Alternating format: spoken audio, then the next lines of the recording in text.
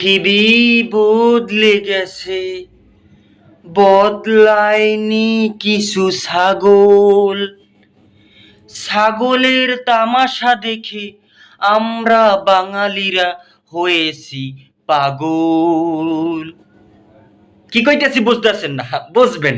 মানে ৯৬ রানে উইকেট হয়েছে এক, খুব সুন্দর মারমুখী অবস্থানে ২৪৪ রানের টার্গেটে আমরা খুব ভালো একটা অবস্থানেই ছিলাম। মানে মাইয়াগো বাড়ির কাছাকাছি ছিলাম।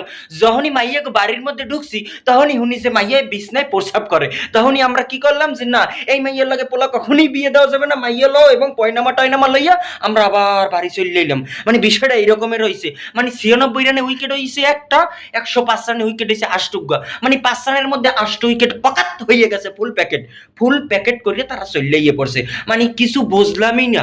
মানে কি হইয়ে গেলে, জিনের আসর না শয়তানের আসর না ভূতের আসর নাকি শেখ হাসিনা কিছু হচ্ছে, এটাও তো কইতে পারি না। মানে বিভিন্ন একটা সমস্যার মধ্যে জর্জরিত মায়ের দোয়া ক্রিকেট বোর্ড। আইজ এই সভাপতি, কাইল ওই সভাপতি, আজকে শূন্য কালকে পান না। মানে এই রকমের একটা অবস্থা হয়ে গেছে।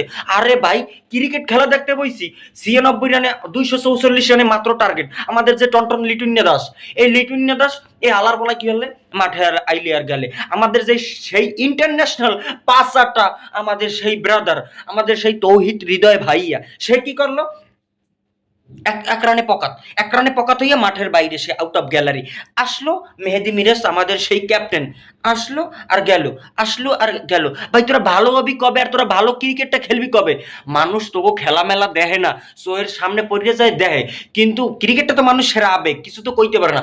মনটায় চায় তোকে পিছন দিয়ে যাইয়ে মেসালটি আগুন ধরাই দিয়ে তোকে ভারত করিয়া ভারতের নান উপরে ঠাস করে ফাড়াই দিতে পারতো, মানুষের মনটা হেলে শান্তি লাগবে। মানে মনে হইতেছে ক্রিকেট খেলা দেখতে বইছি না কিছু হাইলেসও তার চাইতে দেরিতে যায়। আরে ভাই, ৫ রানের মধ্যে ৮টা উইকেট নাই, আইতে যাইতেও তো মানে সময় লাগে। তোরা যাওয়ার আগে আইয়ে পড়লি, এটা কেমনে সম্ভব? এটা জিনের আসর, একমাত্র জিনের আসর, আর নাইলে ভূতের কামড়, যে কোনো কিছু একটা হইবে, ঠিক আছে? নাহলে এরকমের মানে এখনো যুক্তি নাই। আপনি কি কোন কবির ভাই, এখনো যুক্তি, আর সেটা তো মশা মারতেও সময় বেশি লাগে।